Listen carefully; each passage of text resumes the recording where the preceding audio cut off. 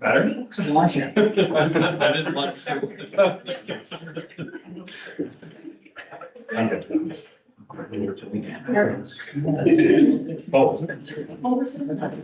Oh, yeah.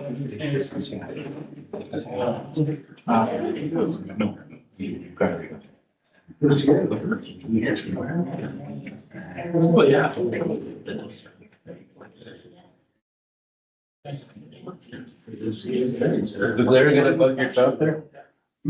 I'm covered if you want.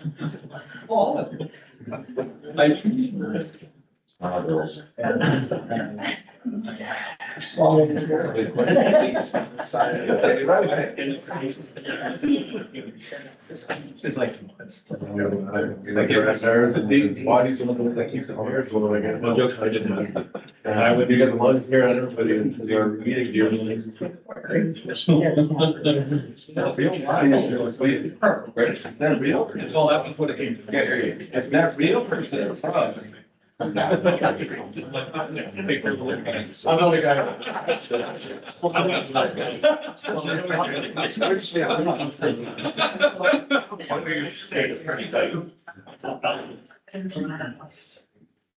Joe was a rock star, wasn't he, for everybody today? No, it's on yet. Yeah, that's right. There's 6. Oh. Sandy line, yes. Yeah.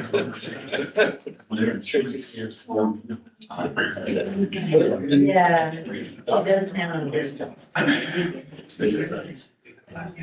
Well, better raise big loss. All down the line.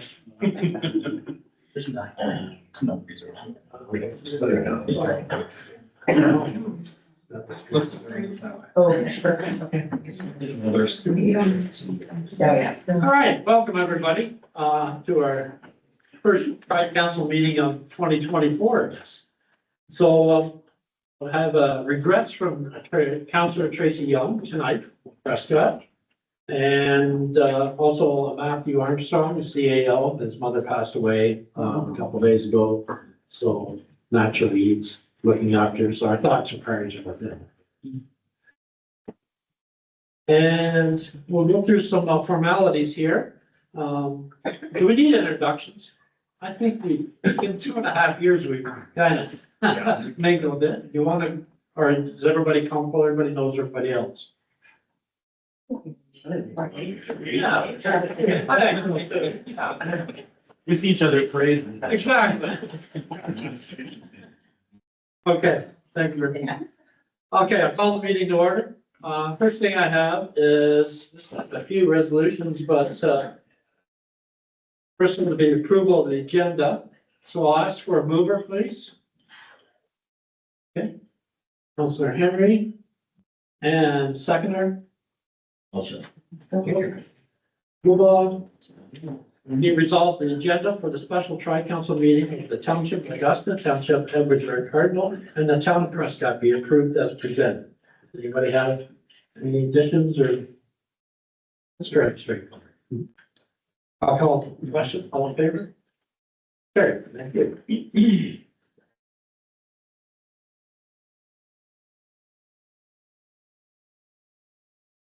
Next, we have approval of the minutes of the previous meeting. Now, the last meeting was in 2023.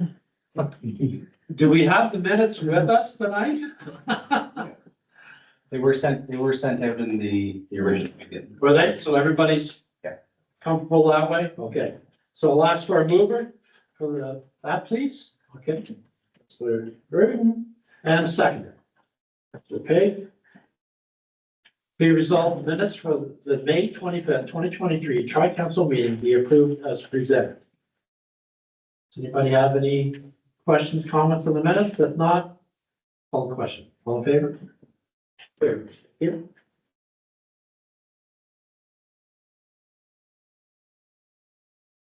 Do we have any declaration of interest? No? Good. So our next is item 6, and that's opening statements from Mayor Deschamps and Mayor Shanker and myself.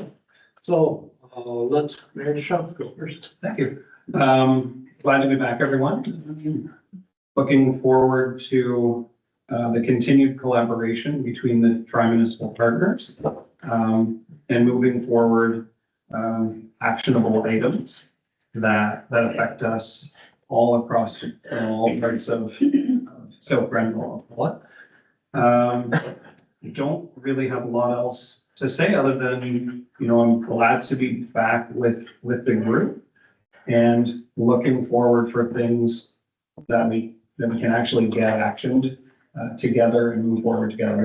You guys continue a wonderful partnership with Augusta and Prescott, and we certainly want to be a good neighbor and follow along with that as well. I'm sure it's things that we can continue to work towards and on together. I know our staffs do it a lot of times behind the scenes, but there are times like this where we do need to get together, where items like doctor recruitment and food bank can come forward so that we can all have a good discussion. So I'm thankful to be back. I know our council is looking forward to be back. Things like the river route, stuff like that. We're happy to work forward on this as well. That's good. Thank you, Mayor Schenker. Thanks. It's great to see almost everyone here tonight, which was great. It's always good to get input from everybody. These topics are important for our residents in these times. So I think it's good to have a nice, healthy discussion. And we have a couple of presentations tonight. I know we've been trying to get these meetings going a little more frequently than May of 23, but we'll try and do so going forward from here. So welcome, everyone. Thank you. And I'll just keep mine short because these two gentlemen basically said it all. But there is a lot of partnering. There is a lot of collaboration, even between the three mayors as we look for infrastructure for this area, water, resources, of course, sewer. So it's been on forefront of everybody. So, and we're gaining ground slowly, but I think we're gaining ground. So it's great to have a tri-council, even though we make our own decisions out of our own townships or town. But no, this is a chance for us to get information received and get all the points of view out. So thank you very much for coming tonight. So what we have first is the deputation. Bonnie Mitchell from the South Grenville Food Bank. So, floor is yours. Well, thank you. So I'm told I can stand behind the podium. Can everybody still see me? That was my big concern, right? You're 4'0". So first of all, I would like to actually echo what the mayor's just said. I am so proud. I've been doing the food bank for 23 years, started when I was 10. And to watch how proud I am to say we're South Grenville and watching the three mayors and council tonight working collaboratively. I cannot say enough about that. And I only have 10 minutes. And so I'll be careful not to keep on going, but I am very proud to be part of South Grenville. So just a very quick recap for in case anybody doesn't know, I am the executive director of the South Grenville Food Bank. I've been involved since the food bank's inception, since 2002. Our Prescott office is in Prescott, and we own the building there. We have our warehouse there. We also have a food bank in Cardinal, Spencerville, and our newest location is in Maitland, just right over here. So we have a lot of good coverage. We have lots of great ideas on doing a food mobile truck, which hopefully will happen in 2025, which means a truck will come to Prescott to get groceries for people, and then we'll drop it off to Maitland. Then maybe we'll ask Algonquin Library if we could stop there and meet people there and go to North Augusta. Because this is a large township. Being in Maitland is great, but it's not going to solve all the problems that we have. Some of the quick programs that we run, just to give you a quick recap. There's two programs I'm extremely proud of. One is our Tools for Launch program, and some of you were at that breakfast. It's a program that we started during COVID, and one of our partners was CSE Consulting, and United Counties gave us funding to do it. So we want to be part of the solutions. We understand right now we're in crisis, and we'll talk about that. Not just we as Food Bank, our community is in desperate crisis right now. I'm probably preaching to the choir, but I'm very passionate about that. So I want to be part of people's journeys. And being part of a journey means an opportunity when someone has started a new job. The Tools for Launch program will give them 2 weeks of lunches, snacks and stuff. So they're successful. Food insecurity should not be a barrier to them being successful for a job. So we offer that program. They can also get food for their family. This is a totally separate program. It's about $60 a person we spend to do that. So when I spoke with the different industry, they were amazed that we would do that. And we said, well, we're part of the journey. We're here to support. We're here to make sure people are successful. Steve Clark always says that, and he's guaranteed me a job, that food banks won't be needed someday. Unfortunately, I think we're in the other direction at the moment. But I will take him up on his offer. If we don't need food banks, I will gladly go work for him in my retirement years. The other program we run, and I think of many times, the reason why I do this so much is because the great examples I've had over the years, including this council, is our collaboration. So we have another program called Agency to Agency. So we understand that agencies, and I just talked to our other guest speaker today, if an agency is having a problem like Victim Services or Connect Youth, or someone saying, we have a client, well, we don't know what to do. We don't do food. We are the food people. So they have a card. We have OPP.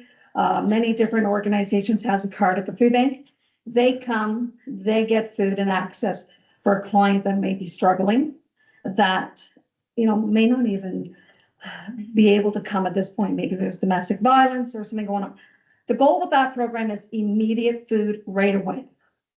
There's no red tape, nothing. We need you to get food immediately. So we solve that problem. We all know what it's like to be hungry for a few days. We just can't think straight. The other part of that program is to build relationships and pass the torch. I'm all about relationships and collaboration. And I think it's important, if you have a good relationship with somebody from Victim Services, then maybe Victim Services come get you the food, but maybe the second time, what they're going to do is they're going to bring you, introduce you to me, show that, we won't bite, promise. Be part of that process, right? So we're very proud of that. Of course, we run programs like our baby program, which actually we have a recycling program, our bottles for babies. And we recycling of all your booze cans, your beer cans, your pop cans, and we turn it into money where we buy milk for all our children, and we buy baby formula, diapers, and we do insure for our seniors or people that are quite ill. We see people that are quite ill and dependents. So that program is pretty spectacular. We're making about 15,000 altogether a year on that program. You could drop it off at the food bank, but we also have right now the landfill in North Augusta, and Maynard has been one of our biggest supporters for that. We also do the obvious, where we all have run food programs for people. We believe in empowerment. No one's gonna tell me what to eat. I mean that sincerely. And I'm not gonna tell anyone else what to eat. So we have a point system that they get to shop what they want and what they need. And it's judgment-free, confidential, inclusive place to come. So if they've spent money at O'Reilly's or Giant Tiger, and my dear, they want some cookies, there's no like, oh my God, look, they picked cookies. There's choices. They make the choice. It's up to them. Let's empower the people to be people. We also offer protein like hamburger. We buy from a local farmer, our hamburger. And of course, we shop locally with our Giant Tiger and O'Reilly's. We were buying from Spencerville at the Village Pantry a couple times, but I don't think we're able to really do that anymore. We were buying hamburger from them. So we're all about community. We're all about working together. We're all about collaborative. But I said the word crisis. I've done this 23 years, and I don't know, people have probably heard me speak before. Put up your hand if you ever heard me speak. Okay, because if not, we were gonna go out for lunch and give you the full version. So you're like into it, guys, don't worry. Our communities are in crisis. And I'm not just saying this for South Grenville, I'm saying this for all food banks. I think in Ontario, there's 1 million people using a food bank. food banks, homelessness, mental health. There is a lot of issues. So you have no idea how proud I am and how happy I am that I know that I have the support of this group. Last week, I went to 2 meetings about homelessness. I called my friend and said, please send me a picture of a puppy. It's really happening in our community. People don't have adequate food, adequate places to live. It really is happening. And it boggles my mind. I'm not going to solve that problem today, but when you're going through that journey, it's nice to know that I have the support of everybody in this room. So they were talking about socks at one of the meetings, and I said, I'm really old. I have an idea. And they said, what's that?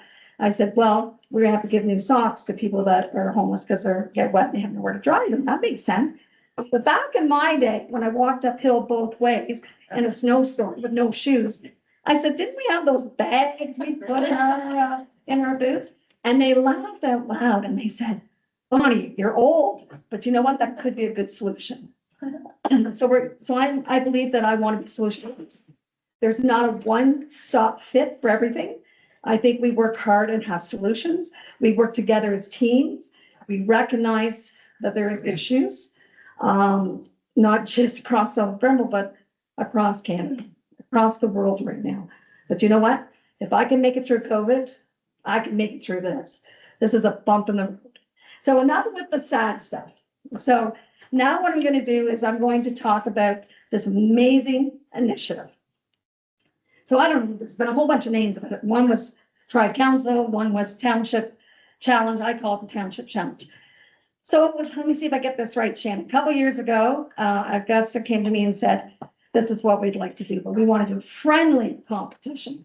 There was no fist fight as far as I know with the other 2 townships. It went extremely well. But then the next year they said, we just want to make it a little bit more fun and let's make a competition. And we had a competition. Augusta won. They're my township, so, but this year is another competition. So the 3 townships work very hard together to raise as much food for the food bank. Now, someone said to me, will you have that all gone out by December? And I said, no, I'm planning for January. January is the coldest month. So on December 21st, mark it on your calendars. We have our open house from 11 to 2, and media, make sure you've got that written down. At 12 o'clock, we will be announcing 2024's Cup Challenge winners. But Jeff, I apologize. I left my white gloves at Graceland when I was just there in September, because I got to hold Elvis's ring, by the way. I said I do. So this is the cups. Augusta will be there to receive it. There are 2 people that count. We got 2 people to count. We could, yeah. Like maybe Augusta said 1 person that count. Well, we counted that. Okay. We did the counting. Now, saying that, can you please make sure that all your food, all your food is in the 17, so we can count the poundage? We did have a couple people have late. Now, we already had given a cup away, so we didn't. And the great thing about the cup is it stays in the township that wins it for the entire year. So you can walk back on your lunches. Actually, I suggest you bring them to the meetings. We can bring. Before every meeting, just bring it in. So your name could be here, okay? But because you guys are my heroes, you feed a lot of people, you help a lot of people, and it is so appreciative. I want to thank you for tonight, for being here. I want to thank the staff, how hard they work. They always are calling me and helping me out. And of course, my media. Thank you so much. If you have any questions or concerns, I can give you the long version at lunch. But I'm going to let you keep on going with your meeting. And what about the cup? Woo! Yeah, no, I can get better than that. The cup? Woo! November 21st at the food bank in Prescott. Thank you so much for your time tonight. Thank you, Bonnie. You have our support. Thank you. Oh, I get to take the cup? Just, we can start putting our names, start engraving them on it. I get to take the cup home to me. Bonnie, that'll be on, the cup challenge will appear on social media, so we can all share it. Great. Well, Is this sort of like Stanley, so we can, that's it, still. Yeah. does anybody have a contact with the guy that brought the cup to Prescott? Could he maybe come on the 21st? He was real nice stuff. If anybody has his contact, okay, guys, woo! Hey, Bonnie, Justin had a question. Yeah. You'll be issuing the challenge on social media so we can Yeah. all. And I think there was some stuff coming out from these lovely girls, or, right? Right, so, plus we will tag it and add it in our social media as well. Excellent, thank you so much. I'm sorry, no. I just wanted to say something before you totally try to hide in the back. I know you love to hide. No. So, Somebody at the time, Yeah, I it's feel okay. bad. yeah, it's fine. You know, I'm gonna say on behalf of the residents and the people in Everswood Cardinal, that, you know, the work that the food bank does, you know, my father-in-law is a volunteer at the food bank, and you know, the pressure that families, not traditional families, are feeling, you know, the ones that, aren't the people that you usually see are there, you know, the grocery prices are, you know, out of control, inflationary, gas, mortgage, interest, you know, all the hard hits from COVID are still relevant, for a lot of our neighbors. And we don't see that a lot of the time. So, the work that you do, that all of the volunteers do, and any of the staff, you know, it doesn't go unnoticed. And, I'll speak on behalf of our group, you know, thank you for the work that you do. And thank you for mentioning the volunteers, I can't believe I forgot them, they're my favorite people. They make me look good, but they do all the work, they really do, they work, they're retired and they're working 25, 30, 35 hours a week. I'm like, don't you want a day off? Oh, no, I have volunteers. Don't write this down in the paper, please, they're 82 years old. Yeah. And they're running circles around me. But if I had one question, it would be, you know, obviously money, right? You can make money go a long way there. Sometimes that's better than a perishable donation, but is there something that is really in need? You know, I know. So I think it's money because we can buy that hamburger and have those products, the milk, the eggs, the cheese, all that kind of stuff. Coming into winter suits, like the Habitat pea suits, stuff that could be sustainable. So I know that there's a lot of we have a lot of single people too, right, that are living, you know, kind of on their own, and it has to be a little bit more simplified for them. And the nice can of stew does have all your stuff in there. Absolutely. Okay. Thank you very much.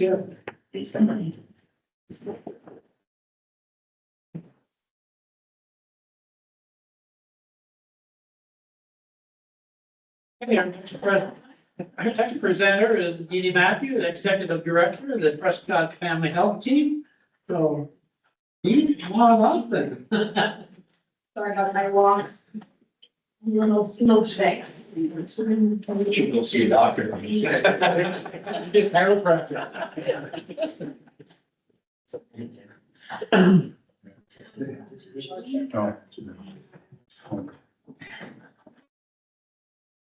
Well, here's a slideshow. Thought of that. Next year. Thanks, Mike. See you, Bonnie. Bye, guys. Thank you. Well, now I feel bad because after Bonnie's light and great presentation, I'm gonna steer everybody to the serious topic. So anyway, good evening, everyone. First of all, thank you to the three councils for giving us this opportunity to be here tonight and share information about our organization and also about the issues that we're facing. In my opinion, these issues are extremely important and critical, therefore require your immediate attention. Special thank you to the three mayors and the three CEOs for arranging this meeting for us. Today, I'm here with my esteemed colleagues, Mr. Tim Mack, our mental health counselor and social worker in the back, and our lead physician, Dr. Cook. Dr. Cook joined us in 2022 and has graciously taken over Dr. Kellam's large practice. But before presenting the information, I would actually like to introduce myself and my background to provide a context for my perspective.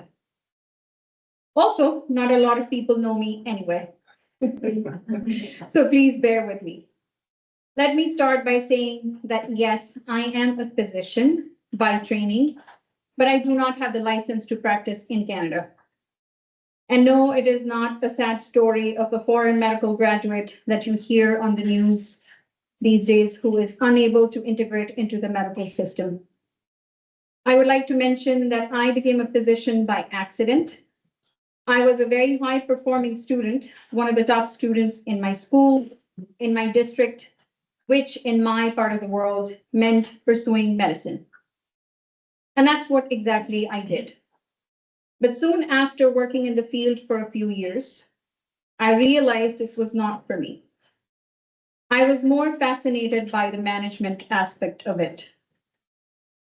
In pursuit of further training and knowledge in the field, I made the decision to enroll in master's program in public health. During this program, I acquired valuable skills in program planning, evaluation, budget management, grant writing, and quality control. I was fortunate to also receive a fellowship award while working on important projects, included one funded by the Centers for Disease Control and Prevention.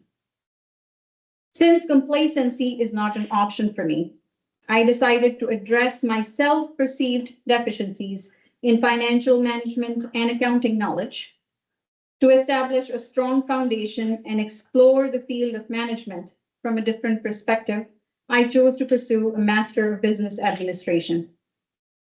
Therefore, after spending almost 17 years in the field of healthcare, first as a physician, then as a public health professional, researcher, educator, and now as a healthcare leader, I feel I have a comprehensive view of the healthcare field.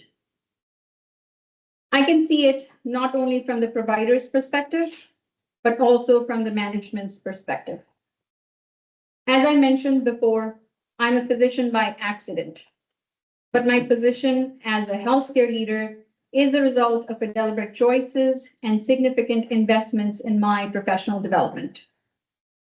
I'm dedicated to making a meaningful impact at Prescott Family Health Team, both for our employees and for our patients. I strive to enhance our operational effectiveness and the quality of care we provide to the community. Since joining the team, I'm pleased to report that we have significantly enhanced Prescott Family Health Team standing in the region. We have changed the composition of our board to include community members. We have also changed our workplace culture for the better. In addition to my role as Executive Director of the Prescott Family Health Team, I am committed to the field through several important positions. I'm currently serving as the President of the Ontario Medical Management Association.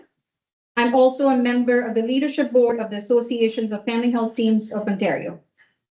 I am an active and contributing member of the Lanark, Leeds, and Grenville Ontario Health Teams and serve on various committees. And yes, I still use the title doctor, as you can see there, before my name in the formal meetings as this one, because it embodies my identity and represents an important achievement that I'm highly proud of, as I worked incredibly hard for it. I would like to formally clarify that I have no affiliations with any of the building owners, physicians, or employees of this organization besides the professional relationship. And thus, I maintain an independent perspective. My attendance tonight is solely intended to serve the interests of my organization and to benefit the community at large. And thank you so much, everyone, for listening to my large and long introduction. And with that, I would now like to proceed with my presentation, unless someone has a quick question or anything. Okay, so as you can see here, Prescott Family Health Team and Prescott Family Medical Associates. So the presentation is from that perspective, and I will elaborate the two organizations very soon that operate in Prescott Medical Center in Prescott, of course. So the purpose, you all know why we're here. So to provide that background on how these two organizations operate in the clinic, and of course, to address the challenges that we're facing currently and how we all can work together to make a difference in the community. So Family Medicine Clinic in Prescott was initially started as a single physician practice back in 1968. I'm sure you all may know more than what I know about the clinic, but in 2007, Prescott Family Health Team was founded. And I will elaborate on Prescott Family Health Team But before that, just the concept of family health teams. Family health teams are nonprofit primary healthcare organizations that are funded by the Ministry of Health. They were created in 2005 to expand access to comprehensive primary care services. Although this data is from 2022, where they had 187 FITs serving almost 3.4 million Ontarians. But last year, because of the expansion call, the number has gone more than 200. And FITs focus on health promotion, disease prevention, chronic disease prevention, all with the help of these allied healthcare workers. But here's the thing, all FITs must be affiliated with one or more groups of physicians. But having said that, I would also like to mention there are different models of family health team, not just one where they have to be affiliated with family physicians. There are one where they can be a community fit. There are one where it could be nurse practitioner-led clinics, but acting like a family health team. But we specifically, and a lot of family health teams in the area are in this arrangement where FIT is associated with a group of physicians. And that group is called FO. But before that, I would like to bring your attention to this map. So that plus is where the family health teams are in the region. And if you see in the South Grenville area, we are the only ones that are serving to this entire region. There are 2 in Brockville and 1 in Athens. So talking about the physician group, that is called as Family Health Organization. And the name of our physician group is Prescott FO, or Prescott Family Health Organization. And there are 3 doctors there, Dr. Back, Dr. Cook is here, and Dr. Pilmigos. Together, they form a cost-sharing partnership, which is called as Prescott Family Medical Associates. This is just the business side of it, which is used to pay for the employees and overhead. And together, they care for approximately 5,200 patients. That's a large roster if you do the math, between 1,700 to 1,800 patients per physician. And all their patients get free access to FIT services or family health team services. This is the list of all the team members that we have, but importantly, a lot of our staff are shared staff between these 2 companies, which is one family health team and then Prescott FO, or Family Medical Associates. This is a very unique setup because most of the other family health teams, they have a separate building where family health team staff is there, and then doctor's office are separate and doctor staff work separately. But in our case, it's a unique situation where doctor staff and family health team staff work together in one building, and because they are shared. And I'll tell you why they're shared, because a lot of positions are 0.5 from FIT side, and we all know to recruit a part-time position is way difficult than recruiting a full-time position. So physicians basically pay for the rest of the 0.5 to make it a full-time position for employees. The senior leadership for both sides look like that. For Prescott FIT, there's a board of directors, and as I mentioned, we have community members in the board. We're not a community FIT, but still we have decided a few years ago to include community members. And now we have physicians and community members on board, and I oversee Prescott FIT. On the other side, if you look at PFMA, which is a physicians company, there are 3 physicians. And you all know 1 is from the community, 2 are not from the community. They commute from other cities and provinces, but they're committed to the community. And I oversee the finances and the HR piece of this company as well. And together, these are the services, if you see the list, that is offered by the 2 companies. Physicians offer the primary care services, preventative program, and social services, all that is offered by the FIT staff. Something very important here to know is Prescott is one of the smallest family health teams in Ontario, but it is very well supported for its size, keeping these services local. Now, looking at the needs assessment, if you look at the map, the town population approximately equals to around 20,000 collectively. But we all know that the population is expected to grow. And our population is also aging. So probably that strain on the system is something that we should be expecting. And keeping that in mind, the health system utilization will be on the rise.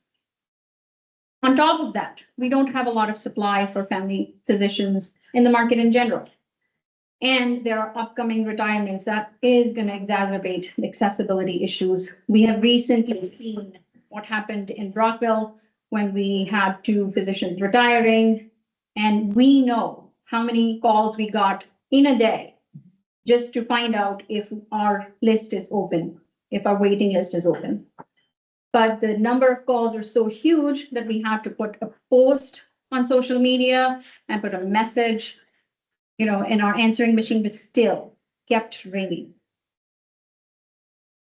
Some of the stats which are important for us to look at, 65% of the family physicians are considering of leaving the profession because of the strain. Almost 40% physicians are retiring in the next 5 years. There is anyway a decline in the number of medicine students identifying family medicine as their first choice, and look at that unfilled residency positions that happened in the last 2 years. And we all know that the number of patients without primary care provider is increasing every day. PFMA, or we ourselves, we have a wait list of over 500 patients. And we have put a pause on our wait list since a long time ago, but still that number doesn't change. So what are the critical issues at hand? Again, lack of primary care services for many people in the community. There's a growing burden of documentation on the physicians that are already in the workforce. But there is a limited supply of physicians in general. And there is a tremendous difficulty in recruiting a physician, specifically to our region. And to the physicians who are already practicing, the operating cost is skyrocketing. And there's a lack of team-based care in the communities in general. For the primary care sector, it is getting difficult every day. And one of the other reasons is this widening wage gap for staff in primary care as compared to the other healthcare sectors as hospitals. I am personally very much embedded in that work of advocacy, where if we have a nurse, hospital sector would give them at least twice or sometimes 3 times the pay. So we end up losing our workers to other sectors easily. And physicians are exhausted. My other staff is exhausted. There's so much of burden on the primary care these days. So we need investment in primary care. Because there was a comment about overhead cost, I would like to clarify, it is more than rent, property taxes, utility, office equipment, all these costs here. EMR is one of the bigger chunks, but it also includes all these employees' payroll for physicians and medical benefit costs, along with retention and recruitment cost. So at Prescott, we take care of employees, and this is the reason why. We want them to stay in our area, in our team, because we know recruitment is costly. We also want them to be happy. That's why we have our wellness program, because that way, if our employees are happy, our medical benefit costs remains low. Otherwise, it skyrockets. And some of the other things which are, again, important here, and I would like to bring everybody's attention to, is our physician group have a physician assistant, and they pay for that physician assistant themselves. They don't have to, but they have decided to, because they know the growing needs of the community. They know how much access is an issue. So they want to give access to all the patients that come to our clinic. And at the same time, there's another thing that I want to stress here. For most of the group of physicians, the overhead cost is less than 30 or at 30, but max is 30. For our group, because we are just 3 in number, our overhead cost is above 30 at this time. And inflation has caused these overhead expenses to rise at a greater rate anyway than physician compensation. So the serious consequences are there. Because of our limited number of physicians in our group, as I mentioned, our overhead cost is high. There is a risk that physicians may just leave this Prescott fold. There will not be a group of physicians anymore in Prescott. And if there is no Prescott fold, Prescott Fit will get dissolved or may get dissolved. Both of these organizations employ a lot of employees, and those employees may lose their jobs. And if we have a history like that, I'm sure you all know and you may agree that we will have difficulty in physician recruitment in the future. And above everything else, patients may lose access to care. And all this concept coming from Ontario Health about population health, that will be at risk. So we need your help. The immediate ask I've already sent out to you in a letter to lower our overhead costs. But there are other things that we need to work together on, a robust physician recruitment plan. And believe it or not, I was here in 2022 talking about the same thing, physician recruitment plan back then. But unfortunately, we have not moved from 2022 to anywhere until now. We need your help to advocate for primary care in general, about the burden that the primary care now holds, for more investment in primary care and team-based care, and especially for this uninterrupted care for all our patients in this region. And there are some of the suggestions that I had listed earlier as well, which was in the letter. We are here to help. Our leadership here is to help. One of our physicians, Dr. Cook, is our lead physician, has also volunteered to help with the physician recruitment plan. Now, remember, anything to do with the physician recruitment plan has to be local because our needs are very different from the other communities.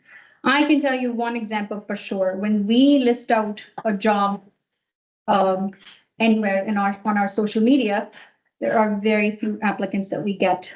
Whereas 20 minutes away from us, people are ready to apply to those jobs.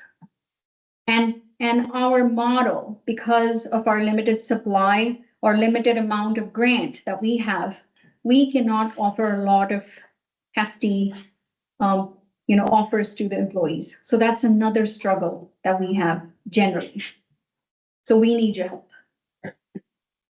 And with that, I will end my presentation tonight. And I will, if I may call my esteemed colleagues here with me to answer any questions that you may have. That would be great. Thank you.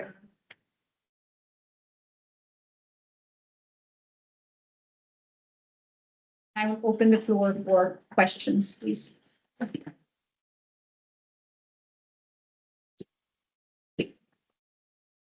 Anyone have any questions?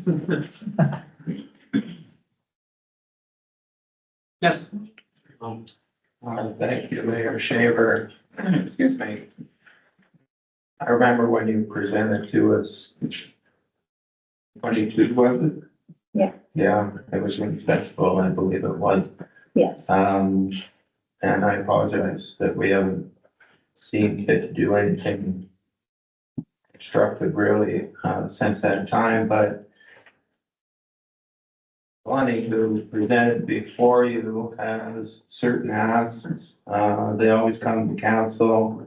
They're usually cash. I know Prescott has donated cash to the food bank for many, many years.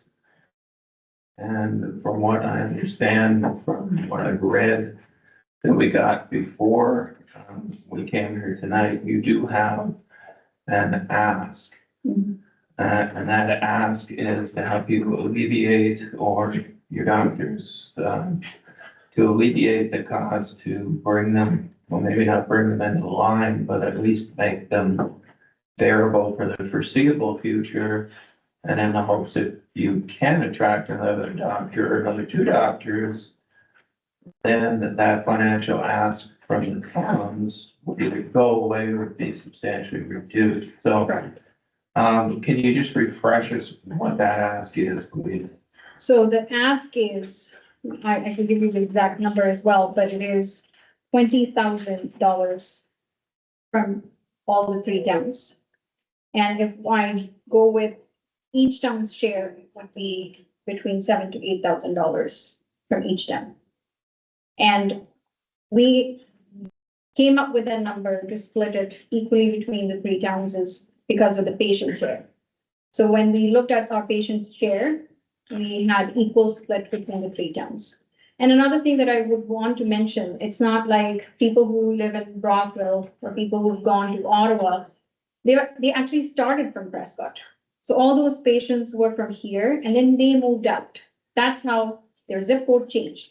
But they are patients that belong to this community and have just not moved out of practice because we all know how difficult it is to find a doctor these days.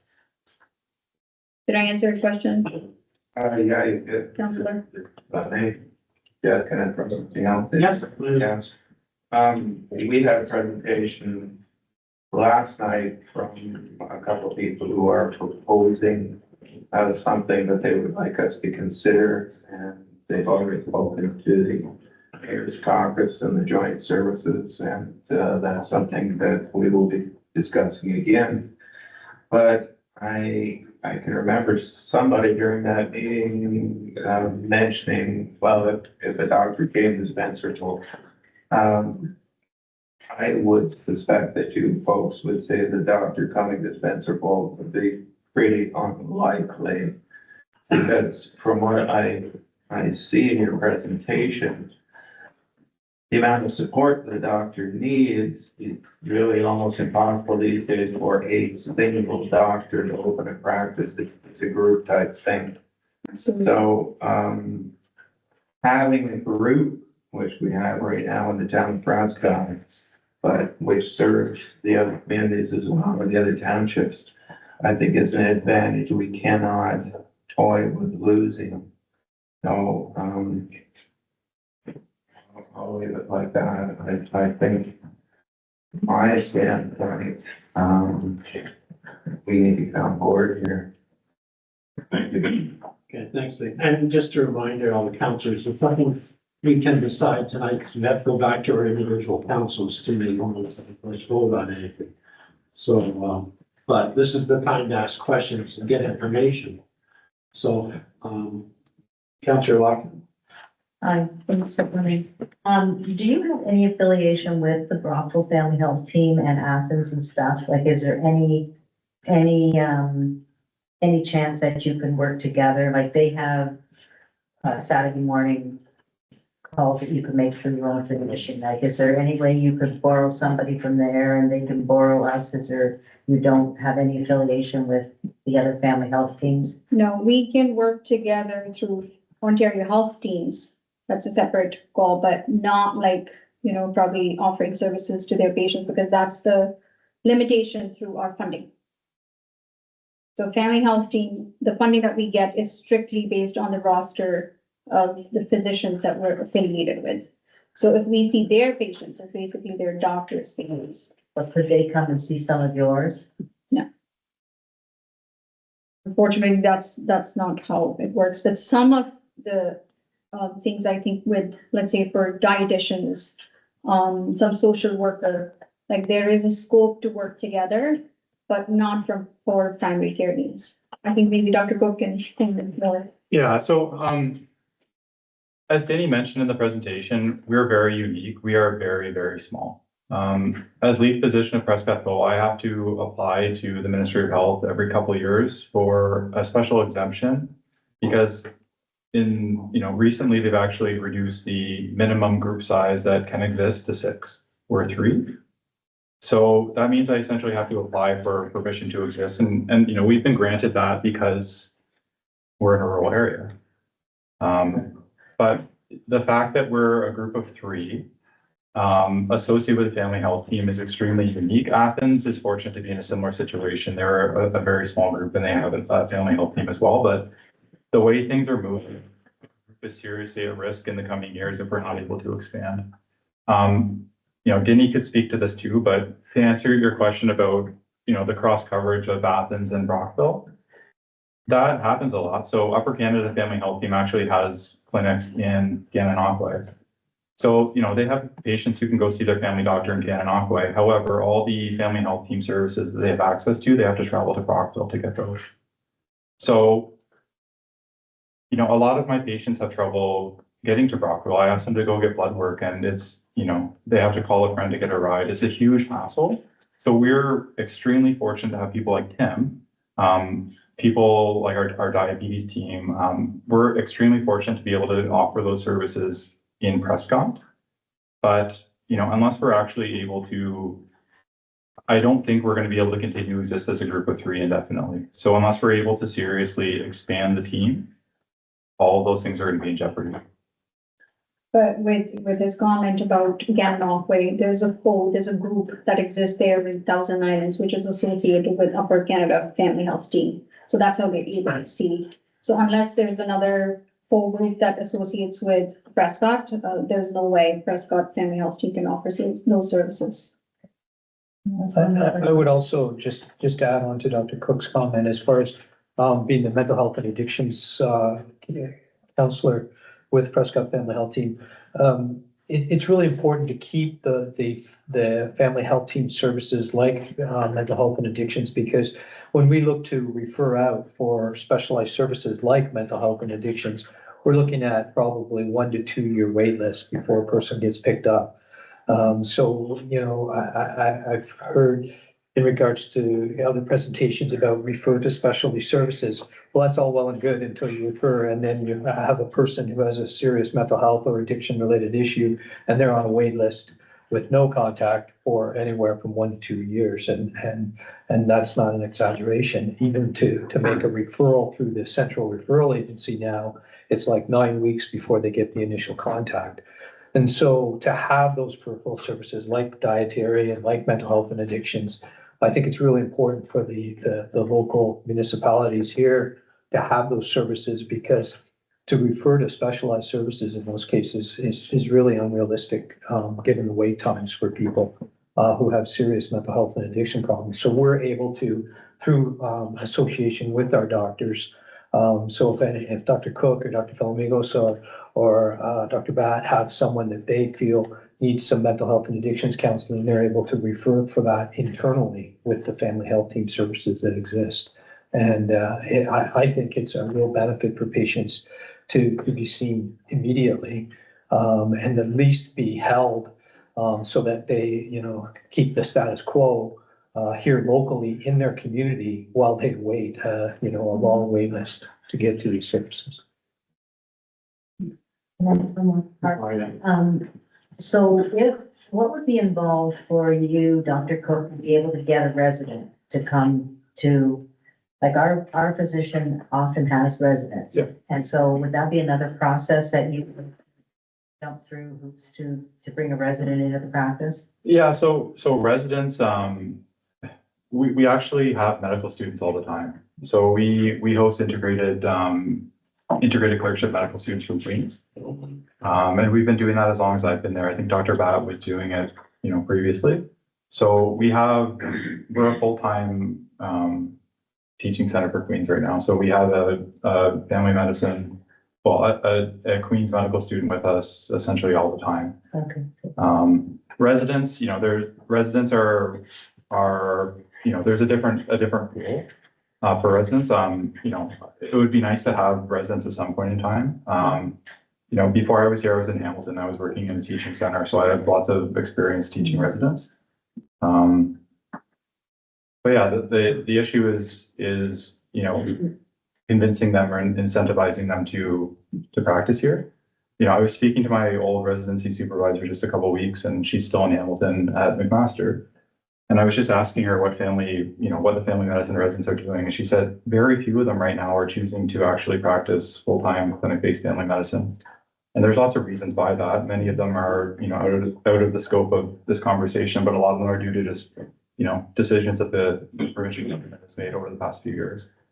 So, there's lots of family doctors out there. They're just not practicing family medicine. So, and the reasons for that are many of the things that Dindy touched on, but they're out there. you know, if there's incentives to lessen their workload and make things attractive, you know, they'll come back. Deputy Mayor Gilmore and Councilor Warren. Thank you. Good work.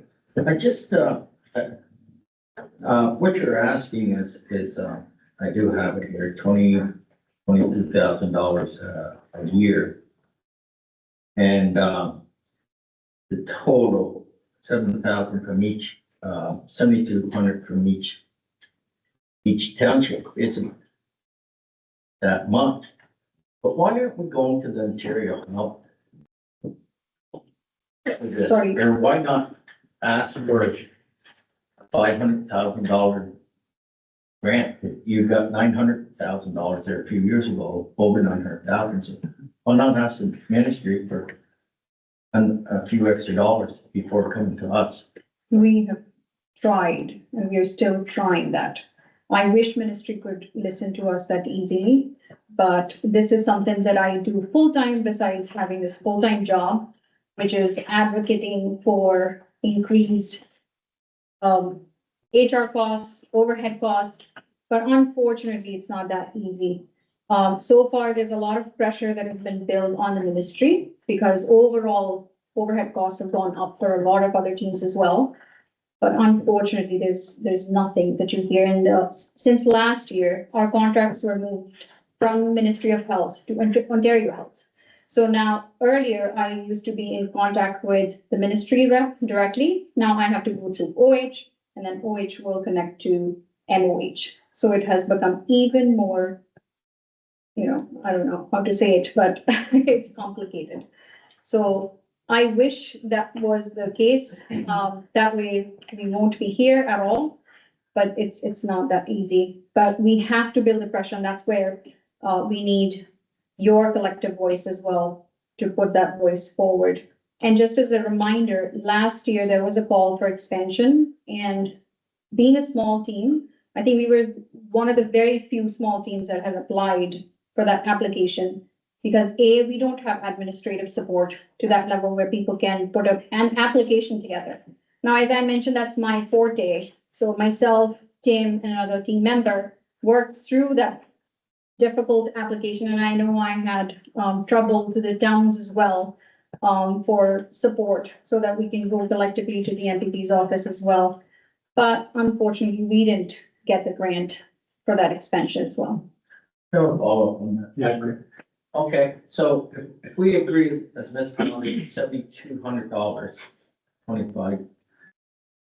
Is that enough for you people, or are you gonna come back next year and say, hey, we need 8,500, 9,500? Because usually in 2 years, you gotta come back anyways, because we're all gonna have a new council. So you're right back to the drawing board after 2 years. Now, that number has, like, we want to do the math to the T. And that number is basically because of this increased rent situation that we're in all of a sudden. And it is, like I said, it is not gonna bring the overhead cost for the position less than 30%. But definitely it will allow the position not to touch 40%, because 40% will definitely hurt. But whatever is the math for now is okay. And that's the thing, and why we're asking for that number, at least for 3 years for sure, is because that would be our lease contract.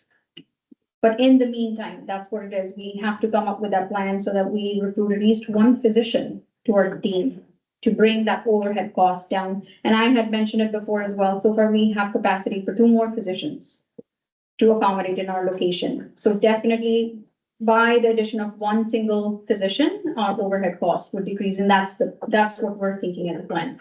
So there's no plan of coming next year with a different number, no. Thank you. Thank you, Mr. Chair. So I had a similar question to what Deputy Mayor Gilmore just asked. It was about, you know, is that 20,000 going to be enough, essentially? 22,000 enough over the next per year over the next 3 years. And so that sounds like you're saying that is an adequate number that'll get you through, or? See, again, we could have come here with a ridiculously high number, right? But that's not what we're aiming for. We have genuinely looked for the buffer. If you look at the math, right? What doctors are already paying, what it will go to. So we're just asking for that buffer, and that's why that number. And or probably my whole team has done enough research of how costly the other programs are. We're not looking for something as fancy. We're looking for something that barely allows us to survive, and in the meantime, allows us to look for other addition to lower our cost. Thank you very much. And I appreciate you bringing up, because, with it being a confidential letter, I was kind of dance around. So, I was quite shocked, I guess, on your behalf, as far as the magnitude of that increase that you're looking at from a rent perspective. And so I was shocked about that, based on the fact that, the increase that they're asking for would cost them more money if you guys did decide to move to put something else in. But that being said, that is the number. So, one of the things that I was gonna bring up is just because I think I've heard this, where if you have a patient, that patient has their own services through their work, for instance, where you can call in and get some support for various things, that's not, the system doesn't allow them to do that, because that affects your funding, is how I heard that. Is that correct? From another team, you said? Yeah, well, from like the team that works, so there's like, I could, for instance, myself, I have a day job, I could call to get some support from an electronic doctor, I guess, if I needed to. And apparently that impacts the funding if you were to do something like that. Right? It depends. So ideally, you would have access to that through your essential health benefits. Mm-hmm. So what's supposed to happen is that your essentially insurance company is supposed to be paying that doctor. So it would be, they shouldn't be able to bill over. So something like that wouldn't affect our funding. That's essential. So a situation like that shouldn't. Okay, and I guess the question was more about some of the rules that can impact how you guys can bill as well. There's some challenges around that. So that is one of them. So that's fine. That was more of just a question about that kind of thing. Things that can affect you because of the bureaucracies. And then earlier on, we were talking to Councillor McConnell, mentioned we were talking about just a one doctor operation is not, used to be possible when I was a kid. I had a one doctor office. And so what's changed in those years? Yeah, it depends. So financially, it doesn't make any sense to do that. The only compensation model for family doctors that actually makes any sense is similar to what we're in right now, which is a group model. You could certainly have, a solo doctor who opens up their own clinic in Spencerville, but the advantages of the group model are that you can take a vacation, for example, because your patients have somebody else to see. To be honest, no one who's going to become a family doctor these days is even considering that as an option. Everyone's training in group models. Everybody's interested in group models right now. And another addition, if I may add. So you asked what has changed? The cost has changed tremendously. Now to just own an EMR is super costly for a physician. So that cost, if you look at, for a single physician to practice, that itself would be skyrocketing. So forget about the other overhead utility costs and everything else. But for stuff like that is too much. And then, of course, the insurances that you have to maintain, cybersecurity insurance, liability insurance. So those insurances are also very, very high. So those are all the costs that, we have to keep in check. Like from last year to this year, we saw an increase of 12-13% approximately of our cost. I appreciate it. So I could also add to that again, in a single practice where you have a doctor who has, say, one mental health patient, that appointment would be maybe 45 minutes to an hour long, versus, a physical health related 15-minute appointment and that sort of thing. So a single doctor, again, would very quickly be, their time would be in regards to just mental health and addictions alone, because that presentation in a doctor's office is fair to say, takes more time to be able to assess and work with. And in a traditional single family doctor practice, it would be overwhelming, I think, in a very short period of time with the presentations of mental health and addictions alone, which has expanded greatly since COVID, right? It's the second pandemic. I have a Mary Schenker wants to ask questions, but before that, I'll just sneak one in. In your presentation.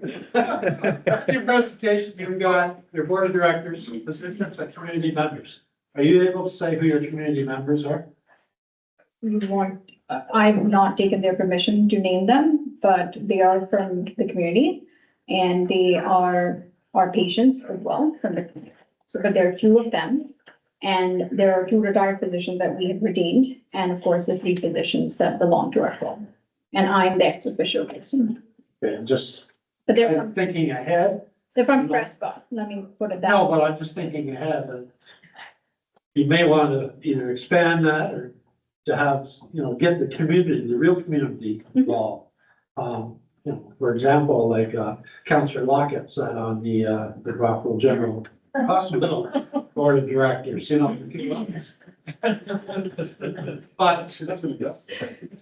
yeah, but what I'm saying is, you may look like, for the council members too, later on. Yeah. I think in my opinion, I think you gotta expand that. Yes. It may help with position recruitment, that's all.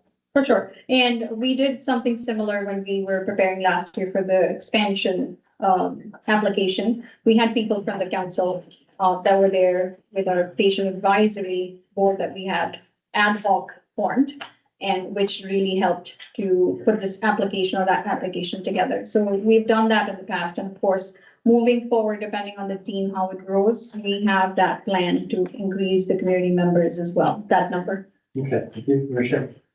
Thank you. Thanks for your presentation. I know, and I'm sorry it's been so long to set this up, but it's hard living schedule. I have a couple of questions. The first question has to do with the physician recruitment plan.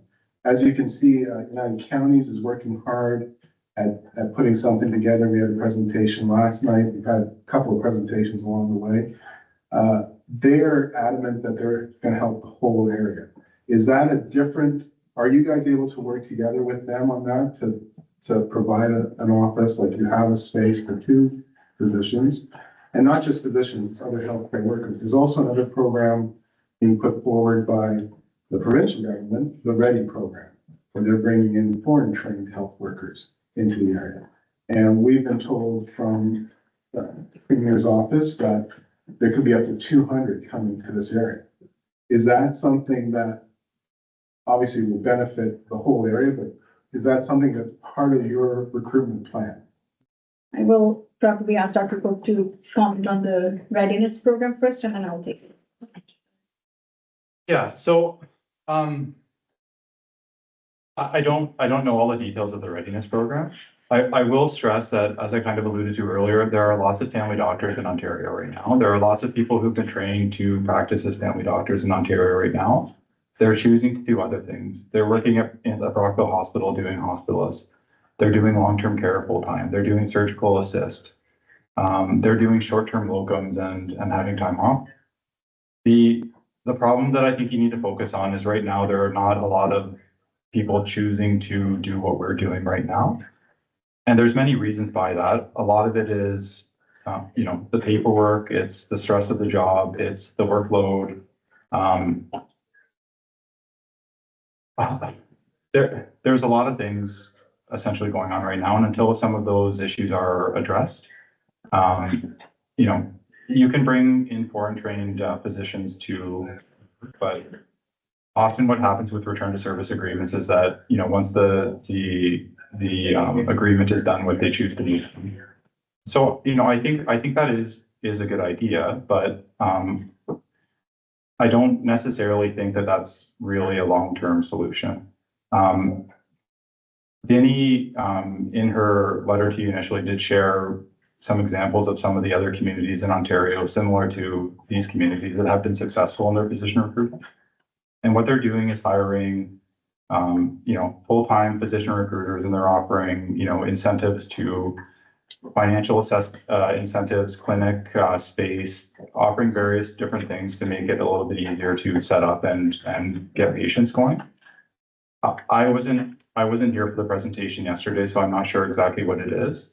Denny can speak to the difficulty of recruiting, nurses and staff members to our team.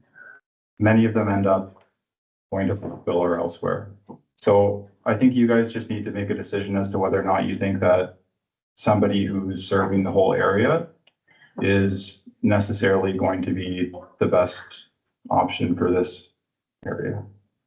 If I can comment on that, it is a good idea to probably recruit for the whole area, but as I mentioned, our needs are so different from our neighboring town as well, which is, I'm gonna name Brockville. Because let's say, for example, with specialists as well, like we are having such a difficult time even to recruit a specialist for it, because we get funding for the specialists, but nobody wants to come to Prescott. There's this virtual boundary, I feel, which just ends in Brockville, and nobody wants to cross that. So having said that, I think if we're looking at physician recruitment plan, it has to come from locally. Our physician needs to be involved, the local physician, because if you're gonna set up a new physician, it has to be with an existing practice. That's the only way how you're gonna get the overhead under control. And one of the biggest thing for any new graduate, as Dr. Cook said, is to be able to offer them a clinic with controlled overhead and with full staff around, so that they can deal with their patient care stuff and not worry about the rest of the stuff that comes their way. Maybe about mental health services, or maybe about, some dietary stuff or life management or things like that. So you have to give them this team-based approach. That's how the physician would be less overwhelmed with the burden. And I feel like that's the attraction that you have to offer, and it has to come locally from the local townships. So the second question was regarding the PAs. Is your PAs that you have in your office, are they allowed to roster patients? No. They're not. Is So- that because you're a health team? So physician assistants physician assistants and nurse practitioners are different. So nurse practitioners do a nursing degree and they do a master's essentially. So they have their own license, their own insurance. They can prescribe controlled substances. They can do many things. Physician assistants are completely different. So it's a separate degree, but they work under medical directives. So they can't work independently. They need to work with doctors, and our physician assistant has a 50-page document outlining what assessments and what tasks that he's allowed to do under our supervision. So that's kind of the difference. They can't roster patients. So in our situation, our physician assistant's name is Ron. He does do some of his follow-ups, but we primarily use him to essentially see kind of same-day urgent issue overflow. So he improves access to, the things that need to be seen quickly for us. And he's also able to, cover us a bit so that we can take some time off from time to time. But he allows the clinic, the doctor group to essentially have more patients. But he's not able to take patients of his own. So he wouldn't be considered somebody's family doctor, for example. Every assessment that Ron does, we actually can't bill for. Okay. Thank you, Mayor. I'm gonna need, your leeway a little bit, because I got a fair number of pages, if that's all right. But before I begin, and I'll say, to provide, for two of us, Augusta and Edwardsburg Cardinal, certainly outside of the lower tier municipal mandate to fund, doctor and physician recruitment. So from a single tier municipality like Prescott, I think it's considered under their mandate, but ultimately, I think, in my opinion, it would be, more of a United Counties of Leeds Grenville ask than it is of us individually. So the 7,200 that you're asking for from Edwardsburg Cardinal directly, it's not a big number. But ultimately, I don't think that's an issue for us. It's just, I want to understand exactly what we're doing and why we're doing it. So I'm a little confused. First, I guess second, I'll say, because what I'm going to say is going to sound they're gonna be direct questions, and I don't want them to be misconstrued because they're direct questions. But I do want to say, before I begin, that I certainly respect the Prescott Family Medical Health Team, the service that you provide to the residents of all three of our municipalities, and outside of those, I know there are a lot of people that travel to come and see you. My wife and son are patients of your clinic as well, and I highly respect the work that every single person that does there. I think the care that they receive is fantastic. It has nothing to do with the care that you provide, and it's not a personal thing. So, but we're open and transparent. We're talking about all of our residents' tax dollars being used for purposes that we didn't collect them for. So when we do that, we have to take how we use those dollars very seriously. Absolutely. So, tonight, Ms. Matthews, you said that the money would be used for rent, just for the rent situation, the increase in rent. Dr. Cook, you said that it was going to be for incentivizing. So the incentivizing I was referring to the physician recruitment plan, which I think there's two kind of separate asks here. That's what I'm trying to nail down exactly where. Yeah, so $1,000 is going. So that's not for physician incentives. So what I was alluding to with the physician incentives is I would ask everyone here to start to, either through, the people that you spoke to last night or internally, I would ask you to start to think about a physician recruitment plan. So many communities in the area, Belleville, for example, they're offering essentially incentives to family doctors if you come practice here for a while. Other communities will have, clinic space with subsidized rent, for example. Those are the types of incentives that I was talking about. That's not our ask today, but that's, something that I'm willing to speak to you about at a later date if you're interested in developing some sort of plan to try to draw some physicians to the area.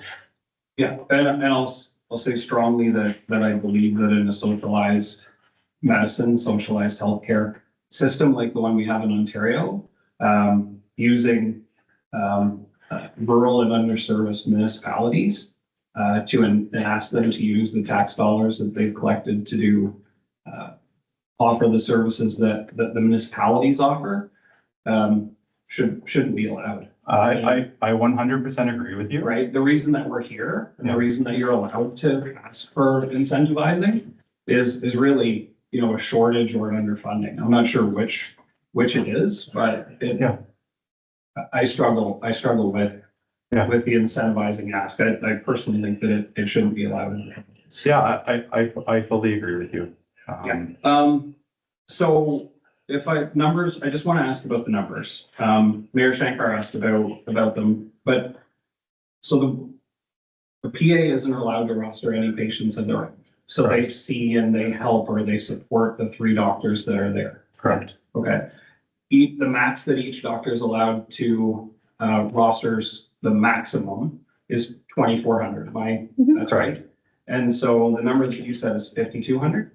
Yeah. So roughly you're 72% capacity, 70% capacity. I wouldn't say that as a capacity. See, if somebody says this is the total number that you can roster, that is not humanly possible. Let me put it that way. For one physician to look at 2,400 patients, it is not possible.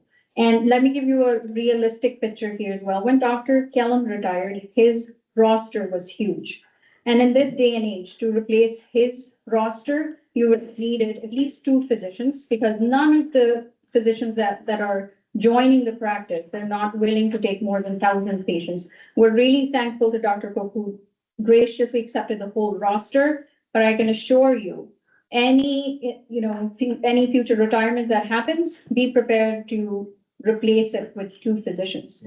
So when we're talking about 2,400 roster size, I can bet you if any new physician can take more than 1,000, that would be a miracle. Yeah, right. Like it's quality of life versus what you can actually do. Like I think I understand that, but the reality of it from a business standpoint, right, is you could roster 2,400 patients per doctor should you choose. Not to say that you can give them good service, but you could roster them. You could. Yeah. Okay, I think that that's important, that people understand that there still is, 30% or close to 30%. From the business point of view, if I may add on as well, yes, that is the number, but that's not the quality control number that you may use to say that we're not running up to the capacity, because that will be a misnomer, or, it would be construed differently, that we have the capacity and we're not running, because, if to somebody else, it may sound like that we are running below our capacity, that's not what it is. Because that number should appropriately apply to how much services we may offer. So yes, if somebody decides to go with 2,400 roster size, definitely there would be a decrease in the quality care for the patient. So if you want to have a reduced quality and increased number, absolutely, somebody can do that. But I'm not sure if that would be efficient. Yeah, sure. I mean, and it also is quality of life, quality of care. More than quality of life, more than quality of life, quality of care for the patients. Yeah. Right, but we're being asked to use dollars, right, that we collect under a municipal mandate to go outside of our mandate. So I just want to. And to answer, if I may, again, nothing personal, as you said, just from the business point of view. If this was not followed anywhere else in the province, we would not have been here. So I don't think so. We're the first ones to come to any public place and ask for money. Because I've given you the references, how many incentive programs, although I do agree that it shouldn't be allowed, absolutely. But we're not the first ones to come and ask, maybe the last ones to come and ask, but not the first ones to ask. Yeah. Right. And the dollar amount of money as compared to what other people have offered, I mean, ours is definitely nothing compared. Yeah, so now we're getting into like more of a supply and demand sort of situation, if you want to put it that way, right? So you're saying that because there's short supply of doctors, the demand is high because there's so many residents without doctors that you could ask for money outside of it. I mean, that's what I heard. So. Yeah, and then also where everybody is so interested in recruitment. Mm-hmm. But there's no recruitment without retention. Right. So, and to the point before, I don't think it's any. Like they've met in public with us in 90 counties. So it's Sherry Hudson and George Smitherman, right? A former Ontario health minister and leader of one of the family health teams in Rockville that are doing the physician recruitment. So to say that it's, like they're good, obviously they're qualified and good people that are looking into helping with the recruitment portion of it. So there's no issue that way. The last thing that I would like to add. I'll just add to that. Sure. I think any physician recruitment plan that you guys choose to put in place is fantastic. As long as it meets the goal of trying to get some more physicians in this area. So, if that, the key is having something in place and having something that is successful. So if that's the program that you feel is going to be successful for bringing more physicians to this place, then I'm for it. Yeah. So two questions. So one would be if that is successful through Sherry and George and the Ready program of bringing somebody in, you have room for 2 doctors. Yeah. If you were able to facilitate one, would there be a continued ask for financing to help with office expenses or help with expenses? Would that dollar value go away? Yep. If there was a fourth? And that's the plan. Yeah. We've come here with a concrete plan. We've not come here like, oh, this is a continuous ask. No, ask for a certain amount of years till we get a new physician, lowering the overhead cost. So, like to that detail, I've given you everything else. Yeah. So I would point out too that I know that I just saw Prescott advertised for theirs. I know in Edwardsburg Cardinal, we do community grants and donations. I know that we've talked about this before, but we give out, somebody can help me. I think it's $30,000, $25,000 every 5,000, 50,000. I don't know what this. You're gonna help me. Sorry. Sure, we increased it last year to the total of 52, whatever. Yeah, so we have $50,000 available, right? So it's, from an application standpoint, it's fill out an application, make a presentation to council, and those dollars those dollars we have there, and it would fit under our mandate, doing it that way. So, there is an avenue to do it within our mandate, and it's, just a simple filling out of an application, and it could go beyond what the 7,200 that's already being applied for. We're, like I said, Right. we could go for a higher number, but this is a very genuine ask, and we've given you, in all honesty, what is required to not go beyond a certain percentage for the overhead of, for physicians, Yeah. and it becomes a burden and it hurts. And with that ask, like, I remember, going back to actually your comment for the first one, which is the overhead is gonna go for rent. I mean, we're not specifically bound by, well, this is gonna go with rent. If you choose to go for other expenses, and that's why I have given more details about the overhead, it could go for, employees payroll. It could go for utilities. So if that hurts, for you to contribute to the rent directly, I mean, there are other avenues as well. For us, it doesn't matter. We've not categorized it as, well, this has to go towards rent very specifically. It can go to employee payroll or medical benefits, whatever you choose to. And I apologize for the frankness of the questions, but it's, it's taxpayer dollars, again, of ours. I think they support us, going outside of our mandate to support the clinic. I know how valuable it is for everyone to have a family doctor. I currently am without one, so I understand exactly what it's like to be without one. I respect, and I highly respect every single doctor that works in our area in Leeds and Grenville. You guys are, the heart and soul. I certainly don't want to see you overworked. And I just read an article in the newspaper this past weekend about a doctor who was trying to do too much, felt it was their burden to try to take on too much, and they found out that the hard way, that they ended up putting themselves off by trying to bail everybody out of the situation. And we certainly don't want that to be something that happens to the three that we have. They're too valuable to the residents that we have. We do need a solution. I'm just not sure. I'm not sure that this is it, but I know our residents support it, so. And thank you, Mayor, for the question. We definitely don't mind the tough questions. It also gives us the opportunity to answer those questions as well. Unfortunately, that's the issue. We're not talking about extra patients here or patients who don't have currently a physician. Unfortunate fact is, we're talking about patients who have a physician and could lose a physician. So that's the major difference between the situations. Where when we say, are we running up to our capacity? So there is no question about taking more patients, but it is just for our patients, the current enrolled patients. With that comment, you opened the door. So, I love I love the door that's open. So there's, there's three municipal partners here at this table. That's why we're here. It's a tri-municipal meeting. Mhm. You said that there's a risk that doctors could leave, right? Yep. So what are we buying? I mean, what are we getting for the 22,000? I mean, but is there a contractual obligation, or is there a suggestion that they're staying if they get that money? See, we've Felt already. that's what you were saying. No, absolutely. And with that, because since you said open the door, even I wanted you to open that door, because we've already started doing that. We are giving preference. We have a list. I cannot even tell you from all different places, and not from the 3 townships that are here. We have a big, huge list, and Dr. Cook has already started, even other 2 physicians as well, giving preference to the patients that belong to this area. Good. So that's what you're getting, for sure. And then the commitment of these physicians, like who are here. See, nobody wants to move. It's not an easy thing to move out of the area because everybody has built a rapport with their patients, with the staff. We have fantastic staff at Prescott.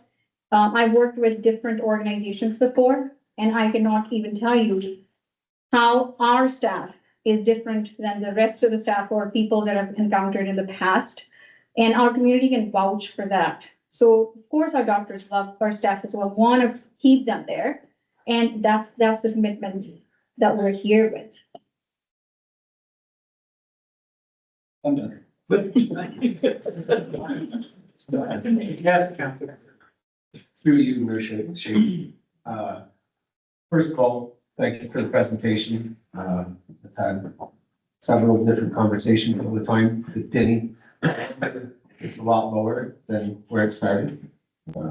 One thing that I would say, and I have a couple questions, but I would like to say for all groups here, as our areas grow in the industrial side of our area that we hope to grow, we need doctors. So, I mean, it's a pretty quick Google search of how many municipalities and townships across Ontario have some kind of attraction program for physicians.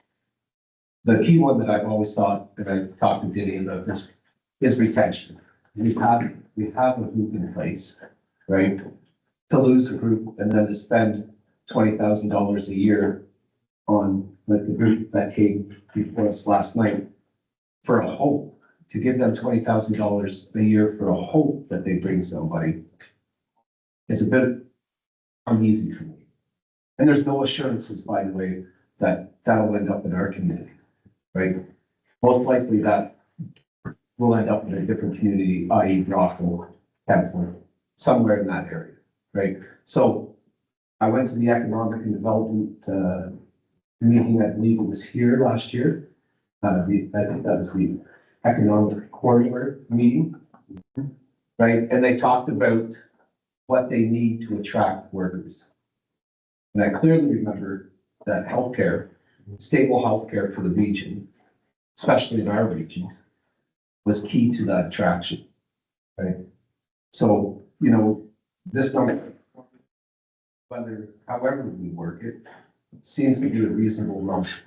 I would see, you know, a 3-year signed deal that ensures that we maintain our doctors that we currently have. You know, I can't speak for any other counselor except myself. You know, my mayor, we've had several conversations.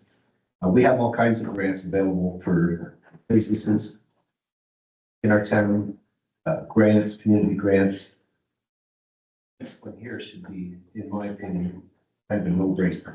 Whether or not the Ontario government or the federal government, literally, in my opinion, dropped the ball. We see it all across in the numbers of unattached patients. We see it on our streets playing out. Right, I think, you know, this is an easy support for me as a Prescott councillor, by the way. But I do have a big question when you talk about recruiting doctors and physicians. What about nurse practitioners? What about, you know, maybe it's a hard sell to bring in a physician, but what about the private model of bringing in somebody that can use your space, rent your space to run a nurse practitioner, like Karen Company out in Rockville on Highway 29. Is that something that could fit in one of them open locations, offices in your building? You know, where they would have access to a doctor? Is that something that maybe would be easier to attract than? I can just talk about the pool of nurse practitioners and just scenario. We have had this open position because one of our nurse practitioner was on maternity leave for a year and a half almost. We could not even attract a single nurse practitioner.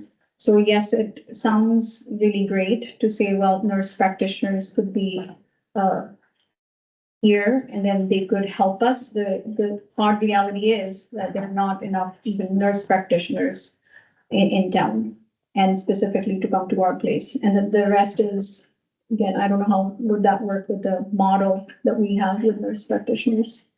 It's a good thought. Like, I'll just, as Denny said, like we've been trying to recruit a nurse practitioner for almost 2 years now. If I'm sure you're aware of the model that's operating in Rockville called Karen Company. Yeah. Would that be different and more lucrative to that individual that's running that program to say coming under the Prescott Family Health Team? I'm not sure about that, It's- so I apologize. My understanding of it is it's a fee for service contract. So anyone who attends that nurse-led practitioner clinic north of Rockville, they have to pay a fee to go in and see that person. Correct. Again, we're dealing with our population, which is not a population that is accustomed to, or there's only a certain segment of the population that can pay for their medical care. And so when you start talking about bringing a nurse practitioner to put them in the same office, we have social medical care that, you know, people are entitled to their medical coverage. So, again, it speaks to the whole debate about, you know, is there a two-tiered system in regards to people who can pay for their medical care, which you would be paying when you go in to see a nurse practitioner that's an independent nurse practitioner, such as the clinic north of Brockville. Correct, and if I may, I mean, I have lots of constituents that would pay that $1,200 in Prescott. It's just, that's what it is. This is $1,200 registered. It's no different than joining the Y, except you get a better benefit. You get, see somebody say, I'm sure maybe Mayor Dory Deschamps would pay that $1,200 to have that frontline care. And, you know, there's a ton of folks that have that money to pay that, you know, could fill that service and help offset your overhead. And I just think it's an avenue, you know, that should be explored. Because as much as we don't like that two-tiered idea, there's so many unattached patients right now. And unfortunately, there is people that have the money to pay for it. And in my humble opinion, should be able to pay for it. You know, and I just see it as possibly an avenue. You know, I don't know if you can rent them a space to run your clinic, but it's maybe an avenue that's worth exploring because there is a lot of unattached that probably have some money to burn. I'll just add to that, like, you know, that potentially provides some people access. That doesn't really get to the root cause of the issue, is that we're a small group right now, and unless we expand, we're not going to be here. Right. But it's one way to soften, buy time until you can potentially fill one of them spots. We can look into it, but we will have to research. Again, like I said, my apologies. I do not know the model, but I will go back and look at the model for sure. And like as we said, we have an opening for a nurse practitioner, but nobody has So far, yeah. applied for it. And that's my question. Does that person up there earn more of an income than coming under the Prescott Family Health?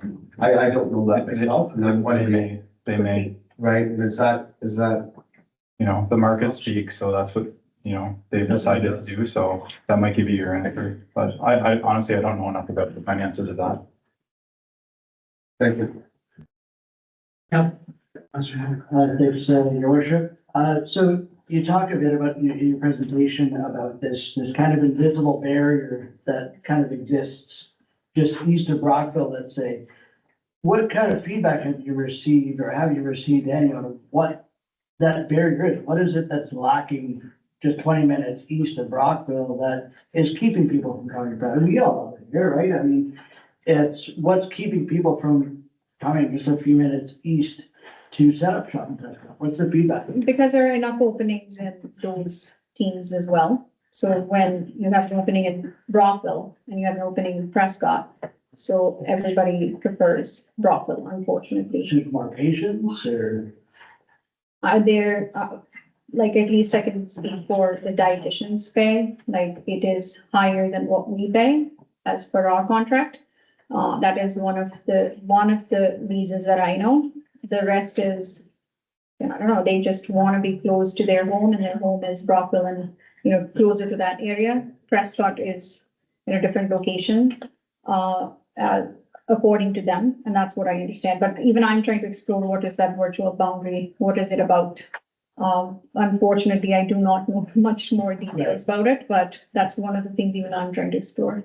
And I think to me, that's an interesting thing. I think that the three of us, the three different municipalities can kind of maybe with our economic development groups, kind of brainstorm what it's gonna take to make the area more attractive to physicians and their families to come into this area. I mean, maybe more housing is the answer, and more, we have good schools and new schools being proposed, so.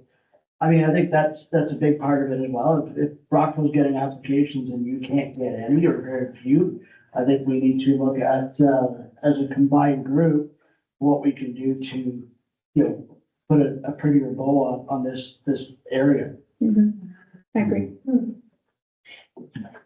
And one comment, if I can add, like, the only thing that we've tried to sell our place to the new employees is based on our workplace wellness program, which we always say that not other teams offer it. And we're big on our social media, so that has allowed us to, in the recent few months, some of the people that we have attracted to the team only because they feel that the culture is great. And that's how we've made the decision, but definitely not based on the money. Any final questions, anyone? Oh, sorry. Yeah. Just to compliment your comment, people know Brockville, just like when I say I live in Prescott, and say, well, where's that? I say, well, it's east of Brockville. Oh, so they know Brockville. For some reason, I don't know why they don't know Prescott, because our sign is in Ottawa on every 416 interchange. Prescott. So I think maybe, and to echo what you're saying, is we really need to pump up what we've got here. Yeah. And why it's great to live. We are not allowed to talk about signs. The mayor of Augusta, very tender about that subject. I mean, it might be a knowledge thing, like, that's a good thought, like, all the medical schools, like Queens, Ottawa U, they do, for the family medicine residents, they do a couple times a year, they do, essentially job fairs, where, a lot of these communities who have programs in place will be sending a couple representatives to pass out information about the community, answer questions, give them contact information for people to follow up, so. Good. Well, it's been interesting, and like I said before, what will happen is we'll go back to our individual councils and, legally, look at it. And then our CAOs will get back to you on that, because as a group here, we can't all put up our hands and say, yes, we're going to do it, so. I want to thank you very much for coming tonight. And overdue, by the way, but let's look forward to the future. I think by you coming tonight and presenting with this information, I think helps a lot. Not that you haven't done it in the past, but like I mentioned before, sometimes you gotta do it all the time. And if I may add, Mayor, I've done it all the time. So I apologize to all the councillors that have actually bothered a lot with my emails, continuous emails, that this is an issue, we need to look at it. And I would appreciate if the three councils can take the decision in a timely manner, because this has been since last year, we've been, trying to contact the councils and trying to find a solution. I hope it is not too late before the final decision is made. And we'll be looking forward to your kind of decisions and hearing from you. So thank you so much for this opportunity. Thank you. Thank you for your time. Thanks. Thank you. Thank you, thank you. So I had a resolution here. I'll just read it out, but I don't know if we really need it anyway. Be resolved that Township of Augusta, Township Edwardsburg, Cardinal, and Town of Prescott accept the information provided by the Prescott Medical Center and recommend the financial request included in the 2025 budget discussions. If I could add a couple words to that, it would be, budget discussions for, like, I guess, for me, it would be, for us, it's gonna come back before that, I think, for approval, I think I would. Great. Cool. To be included in a future meeting, would be fine. You don't split for 25. Like, I mean, ultimately at this group, I think, I haven't heard one person speak negatively about supporting this. To be included in individual council meetings. Yeah, because I certainly, I think it's important that it's, looking for approval, not a discussion. Definitely discussions. Right. Yeah, I think that was the discussion tonight, because we answered, and I think we had a vote tonight, I think, and I don't know procedurally whether we can really do tonight. Well, I mean, we had. So, yes, Just one question. So is the intention of the respective councils to bring it to their next meeting for discussion and hopefully approval? Is that the I intention? think I get reading that from the room, so. I didn't hear anybody speak. No, okay. That we needed further discussion on it. No. Like, The only question might be, you know, you said procedurally, you can't just write the check, you have to go through committee finance. So that might be the only discussion part at our individual councils. But we can make donations. We can do that this time. Yeah. And then next time. Yeah. yeah, I think there's a way. Can I ask a question? Will it come back as a 3-year I think it's only 1 year out. or 1 year? But you have 3-year out? Well, 3 years, you gotta go back, you're on new council. Well. You could do it 2 years. Unless you do 2 years. I came on the council, and there was all kinds of stuff. Yeah. We don't, but we don't do this. You know, so- Mr. Gary, what'd you say? No, I was just asking, it was a 3-year request, and certainly I think that the challenge isn't going into a new council. So this council could commit at least to 2 years. Right. And then would be then up to the new council that time for Denny to come back, and numbers could change, but the dynamics could change, right? So, and then. Okay, so can I have a mover? Your name's not on, not there. Sorry. Counselor Smale, second by Counselor Bowman. Be it resolved, Township, Augusta Township, Edwardsburg, Cardinal, Town, Prescott, accept the information provided by the Prescott Medical Center and recommend the financial request to be included in individual council meetings. Future, next. Coming. Bill, what it means. Todd, all in favor? Cares. There. Next we have the round table. Thank you very much. Thank you. And either we make this very quick or I need a 5-minute break, so, what's the consensus? Very quick. Very quick. I don't know what's on TV tonight, but anyway. So let's quickly go around the table. We'll start with Counselor Bowman. A lot of information. I mean, good information. I think we've done very well working together as a group type thing, and I'd really like to see that continue. Yeah, Counselor Campbell. That really fruitful discussion, was really pleased that we could really get it out in the open and ask for the clarification. Great. Counselor Lockett. Yeah, I think there's a lot to process. I think it's a Band-Aid for now. But I think we can't risk losing what we already have. But I think there's options they could explore besides coming to us. Like they were told twice about CIP grants and that. There's lots of things that they could. I think maybe they're just overwhelmed. So I'm in favor of it, but I just think it's a Band-Aid for now. Counselor Smith. I agree, but we definitely cannot lose what we have. I think that, we all understand it is a Band-Aid, like she said, but the county, according to the Mayor Michelle, they're looking into recruitment, so hopefully they'll come up with it. But I think there's nothing in Cardinal, there's nothing in Special. Don't think there's any in Augusta either, so the only place we got doctors are in Prescott, and we need them, so. As for me, like our mayor said to chefs, we have grants that we give out ourselves, so I don't know what it is. It's definitely the paths I have, as Councilor Kirby said. Just we look at the understand, we need these people here, we can't afford to get to. So I think it was a great presentation. I don't know, I just, we'll have to decide what we meetings. That you remember? Thank you. Appreciate it.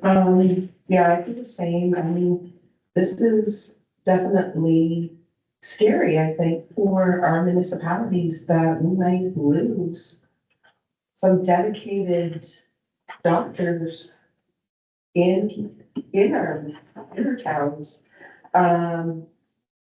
Yeah, I think there's different avenues that they could pursue as well. I know you don't ever hear of doctors doing fundraising, but I'm sure if they reached out to a local group, maybe they could get somebody to help them, raise some money. But there's different avenues that they could explore, and with the community grants and the CIP program as well, which is very successful in Prescott. I would need to see them go, for sure, because doctors, a lot of people don't have doctors right now, and that's scary as well, so. Thank you. Councilor Henry? Mayor Shaver, I would agree, it was a great meeting, great presentation. I would think that our council maybe could look into joining the committee and helping out, even just one member from each municipality. And hopefully get things just and keep our offers here. Thank you, Mayor Schaefer. Great meeting. It's great that we had a lot of input tonight, a lot of good ideas. As much as I think it should come to the tier of government, I am gonna support them 100%. Everybody around the table, we don't wanna lose it. Deputy Mayor Wines? Yeah, I think the best thing about tonight is that we're all gonna work at it together. Robert's gonna have different problems, but if we can tackle them together, that's great. I know years ago, the feeling would have been, oh, it's a Prescott problem. Nothing to do with the guys, it's a Prescott problem. But not anymore. We're all working together, and this is our front solution. Thank you. I just, to touch on, Councilor Smith's thing, one model that I've pushed Denny on and, other people that I've talked to is a rotating, location, kind of like the food bank, where, a possibility someday in the future, where as a tri-council, we could see a healthcare provider in our region that kind of, moves around from maybe Cardinal on a Monday, maybe Prescott on a Tuesday, maybe Augusta gets 2 days one week. And, it's kind of a rotating share. I feel like healthcare across the board has suffered, at federal and provincial levels. And it's now on our table, but I think you have to, right? And, we're doing something a little, different, which is retention versus action. And I think it's the right thing that we have to do to ensure services stable and that I would love to see it expand to everybody's community. And just to touch base on what Councilor Wyman said here, when I told my mom this evening that I was attending the tri-council meeting, she said that, for anybody that doesn't know, she worked with the town of Prescott. This would never happen back in the day, but she was working municipal, so we've come a long way and it's good to see. Thank you. Councilor Matar? Thank you, your worship. I think everybody at this table, it's a no-brainer. We want to keep our doctors in the 7K for a couple of years, a little big deal. Realistically, this is a fight we shouldn't be fighting. I think there might be more value in our voices collectively going up to provincial, to the county than there are in our dollars. I like the presentation. There seemed to be a little bit of it wasn't super flexible. When somebody came up with a suggestion, there was always a problem for every solution. I think that we need to encourage other avenues and other options rather than my way or the highway kind of thing. Councilor Payne? Again, I'm gonna echo what everybody else is saying. I mean, it's a critical service that I think we cannot afford to lose. That said, I think the big thing, the big message that I'm hearing tonight is that we need to tear down this wall that's keeping people from coming, or physicians particularly from coming to this area. I mean, is the first that I've heard about it with, you know, something keeping, okay, maybe there are more jobs in Brockville, but, you know, Prescott's a great area.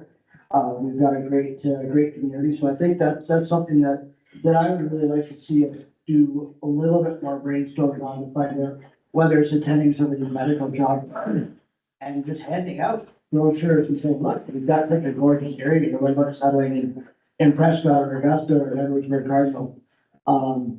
And yeah, we definitely, you know, see what we can do to help them out with all possible options so that anybody's table. Council comment? Thank you, Mr. Chamber. I think Ruth summed it up very well, that this is a Band-Aid. But I think Denny made a very good retort to that suggestion. If we can attract one more doctor, then that Band-Aid gets ripped off. So this is a stopgap measure, but as I said, we can't afford to lose one doctor. They have to apply to even exist right now because they've got 3. If they go to 2, well, 2 with their expenses that they have now, it's just that we're gonna lose them all. And that's just not gonna work at all. And somebody else made a very good point, or as a matter of fact, several people have made it, that we shouldn't be doing this at all. It's provincial responsibility. The town of Prescott, and I'm not sure about the townships, but for several years now, we've been giving $30,000 to the Brockville Hospital for the rebuild. We committed to that, I think about 2 terms ago when I was in council. And everybody at the same time, including myself, agreed that we shouldn't do it. But the province is, with a build like that, you have to make up 10%. Well, that's what they say, but it's right. They can say it, that doesn't mean we believe it, but it's a fact, and we have to do it. And I looked up an article that was in the Recorder Times weeks ago in regards to Gananoque. Gananoque, you may have all read the same article. Gananoque recently attracted a new doctor. Mind you, Gananoque has a casino that gets $1 million a year for nothing. But $20,000 a year they're giving to a doctor. They're paying part of the rent, part of the utilities in the building. They are throwing a shitload of money at doctor, not only attraction, but retention. A new doctor, $20,000 a year for 5 years. We haven't spent any money at all in an attempt to retain a doctor, never mind getting them. And to me, this is just a peanut of an ask if it gives them a breather to try and attract the doctor. And Dr. Cook, who happens to be my doctor, covered with recognize me because I've only seen him once. I had a kidney issue, a severe kidney issue last spring, and I went to the clinic. I don't go very often, but the first appointment I could get with him was 3 weeks down the road.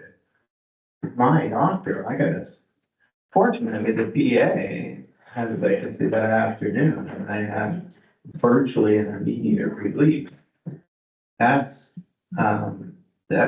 because of the clinic. It's not just the doctor. If it was just the doctor, I'd have been sitting in the emergency in Brockville General Hospital for hours. But that's the group. It's not a group. A lot of talent there, and then we should be doing everything we can to retain it. Thank you. Councilor Ward.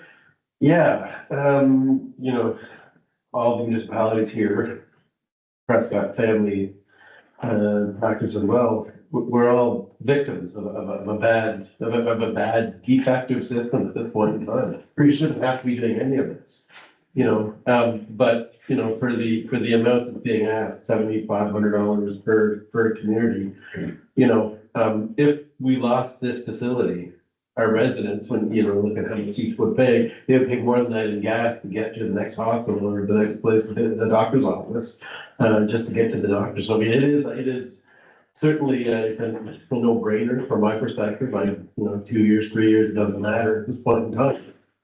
But, you know, we do need to do more. I think somebody else said that along the way too. We need to make sure we get our voices out there, get them more heard and try and keep pushing this because, you know, at the end of the day, we need to get more doctors in this province and in this country as well. And so, you know, we just gotta keep the fight up and the more we squawk, hopefully that rings true. I know that there are things that are being worked on to help us, but, you know, I mean, I think, my deputy mayor, you know, I mean, even though it smells bad, I will be supported at least by myself as well, you know, I mean, and I recommend everybody does that, you know, and, so that's my final word. I do also think as an overall roundtable, we should probably try and see if we can take a month to have our next one of these meetings as well. You know, and I'm thinking this, we did every 3 months, so February would be a good month, we can figure it out. That's my 2 cents. Why don't we take a year? 2025. 3 months from now. So a lot of good ideas, a lot of good discussion tonight. You know, I think a couple of nails were hit right on the head about the Band-Aid. It is a Band-Aid, and sure, admit it's a Band-Aid for now, but we were in a position for this area, and I don't see why they won't come to this area. You know, I know that, you know, maybe they've said they haven't had an application in a while for a nurse practitioner, but anyway, so there's that. But I still have to support physician recruitment for the whole area. If, let's say Brockville gets 10 MDs, the patients that can, the ones that you mentioned, the ones that can drive will go to Brockville. That will alleviate some of the pressure on the Prescott Family Health Team. So I think we still have to do that. And the numbers, again, it's not the ask number, it's the ask itself, right? And it's the unknown as to what happens if one of them decides to leave, even after we give it. We're in the same boat. We're spending a lot more money trying to recruit someone like Gail Rockways doing, you know? So I think we have to explore all the avenues. We can't close any doors. I'm very supportive of this. I think there are different avenues that they could explore, but you know, that's their business. You know, I'm not allowed to tell them how to run their business or how to make more money or whatever it is, lower the overhead. I wish my clinic ran at 30%. I'll just tell you that. But it's, you know, I think this is a good start. I'm glad we've had this discussion today. I'm glad everyone is here today, gets an opportunity to voice their concerns or voice their opinions. But let's try and keep moving forward with this. Good. Ready to share? Okay, so, thank you, Mayor Shaver, and I certainly echo almost every comment that's made around the table. There's one thing that I love about this, it's the diversity of thought. When we get everybody here, it's great. I mean, I know R5 worked fantastically well when it's R5, but it's really nice when there's, you know, some different viewpoints, when there's, you look around, you watch the nodding heads, you know, that sort of thing. You know, Justin makes a lot of good points when he speaks, as well. The one thing though that I've seen over the time that we've discussed this and communities and with the family medical health team, that we read is that there's a lot of layers to this onion. And you know, tonight's is about retainment and about what I see as you know, it's an epidemic. It's an emergency itself. And our communities, the three of us that are here tonight, you know, we're here being told that to stave off that emergency, it's going to cost us each $7,200. I guarantee you every single resident in our municipality supports that layer of the onion. But it's bigger than that. It is the ask, right? It is the fact that they're even here. You know, the supply and demand discussion is there. They admit they wouldn't be here if the demand or the ability for them to be here wasn't there. So We have to remember that part of it as well. And the last part I'll say is, when it is that big, I mean, and we do peel off another layer, and that's Sherry and George, it's not often that you have the opportunity to have a former Ontario health minister and a leader of one of the family health teams working together to attract professionals from other countries to come and work here, not steal them from Belleville or steal them from Cornwall or incentivize them to come to our area over another area in Ontario. We find them somewhere else. We take them from an abundance in a country where they have a chance to thrive, bring them into an area where they have a chance to thrive. Justin, you spoke about it being Prescott and worrying about them being in Brockville and worrying about being in Kemptville. We don't have doctors in Edwardsburg Cardinal, right? We drive already to Prescott. We can't walk to Prescott to get service for our doctors. We'll go to Kemptville, we'll go to Winchester, we'll go wherever the heck it is when it comes to that program. That program is gonna succeed. It's 200 healthcare professionals that are gonna come to our area. It's a big deal, right? Even if one of those doctors, and that's up to us three, to lobby the United Counties when that happens, to make sure one of them goes to this medical center, maybe two of them if we're really lucky, that we can bring them into that medical center, the 7,200 goes away, right? Seems like a pretty good investment, right? So it's a double wrong thing as I'm concerned. And I'll say the South African doctors that came in the past, you know, the Dr. Everett's, right, we can all name a doctor that came from South Africa. The success was there when Carleen McDonald ran the program before, and the success will be there when Sherry and George runs it again. This time I have the utmost faith in them to be able to deliver. They're going to deliver. It's their job to deliver, right? It's money well invested, just as well as this retainment money. We have to spend this money. I don't like it. I had to ask the hard questions, but we owe it to our residents, right? It's a no-brainer. Sorry. No, thank you. Just my thought was 10 years ago, we wouldn't be talking about this. Yeah. Doctors, yeah, we got doctors. I know if I call my doctor tomorrow, it's 6 weeks automatically. He only works 2 days a week. Yeah, so that, I end up going to emergency. But, anyway, the world has changed, and, how do we cope with it? It's going forward. I think we gotta keep all avenues open, and right now, it's costs that we need to put forward, and I think everybody's on the same page here tonight. We gotta do what we gotta do, so. And in closing, I just wanna thank everybody for coming and being open and everything else. It's been a while, but we've all been busy too with trying to get new industry in, trying to do this, trying to do that, so. And it's paying off. Our partnerships are paying off, so it's good times. I'm just gonna take a few minutes and ask the press, because I think they're still here if they have any questions. Ronna, yeah? No, your worship, thank you. Rob? I would like to know if you've set a date for that food challenge. I heard that Augusta's already set a date, they'll be going door to door.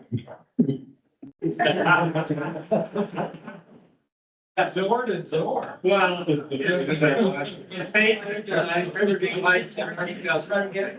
Where else is there?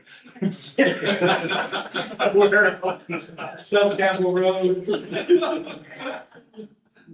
So there is a date, it's the end of November, I believe. November 30th from 10 to 1 o'clock. Yeah. Augusta will be going and collecting food or cash.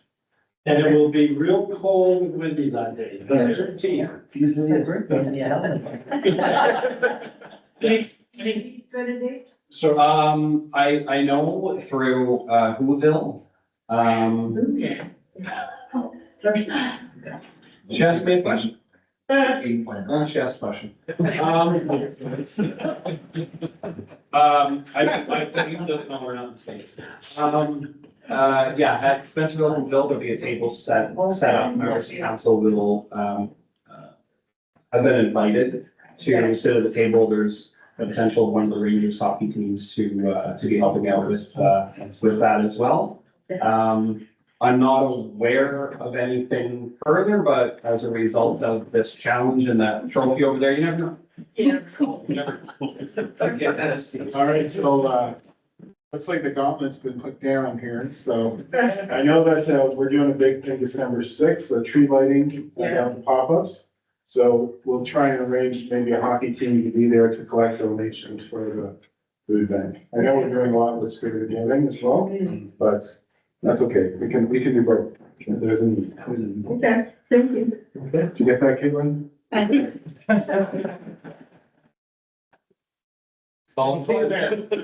Any questions from our web public person? Lori? No. Thank you for coming. You're welcome. I know you think a lot of all three, the two townships and the town, so thank you for being here. Well, there is an idea. Oh, no. That's going on with, window displays in Prescott. Yes. And the judging, if the residents wanted to judge a window, they could bring a food item, and that could be their, like, you know, how they raise support, the window decorating project. Just have the town ask them to donate as part of that. I like that. We have a QR code on every poster in the window, so people can just scan and fill them out. Yeah, But maybe that's an idea that we both can get. It's only that. yeah, like, they have a box or something outside the window. Somehow secure the box, Okay. they could put it in.